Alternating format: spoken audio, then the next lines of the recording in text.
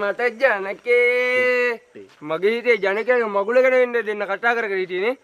මල්ලිට කියන්න මල්ලි ජනකයාගේ මගුල් තමයි මගුල්. තව පොඩ්ඩෙන් සොයටගේ අව මගුලෙන්නේ මේ මගුල ඉවර වෙන්නේ.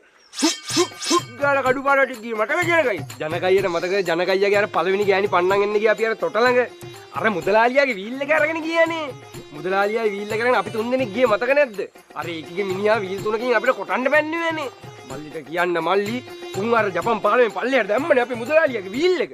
මතක නැද්ද ජනකයි? තමුසේ මුදලාලියට වීල් එකේ ලස්සපා දුන්නේ නැහැ නේද ඔයි? බල්ලු වැඩ කරන්න එපා ඔයි. ඕම් බලනවා මිනිහා මැරලවත් තමුසේ ඉන්න දෙන්න. මේ ඒක නෙමෙයි ජනකයි. අපි අර කිල්නොච්චිය පැත්තේ ගොයන් කපන්න ගිහලා කළු කැත්ත කබර ගෑණියක් ගෙනාව මතකද? අර අපි ඔක්කොම ගිහලා ගොයන් කපන ගෙදර අර උයපු ගෑණියෝයි. ඒකිත් ගියා නේද ඔයි? තමුසෙත් එක්ක බුලන් දොයි ගෑණියට ඉන්න. හැබැයි දැන් ඉන්න ගෑන්න රත්තරන් ජනකයි. අවුරුදු 3ක් විතර පවුල් කනවා නේද හතර දෙනා කොහෙද යන්නේ? අර මැරිච්ච තමින්දයාගේ තුන්වෙනි කසාද නේද? අර නයාගාල මැරුණේ. නයාගාල මැරිච්ච තමින්දයාගේ තුන්වෙනි කසාදේ. බැඳලා ඉන්න. මේ ජනකයි ඔය තියෙන ණයතුරු ටික ගෙවලා දාලා මුදලාලියාගේ ලක්ෂ 5ක් දීලා දාලා අපිටින් ඉන්නෝයි. රත්තරන් ගෑණියක් තමුන්ට හම්බෙලා තියෙන්නේ. මටත් වැඩ ගොඩක් තියෙනවා මල්ලියා. මේ මං ගිහිල්ලා එන්න ජනකයි. යනවා හොඳේ.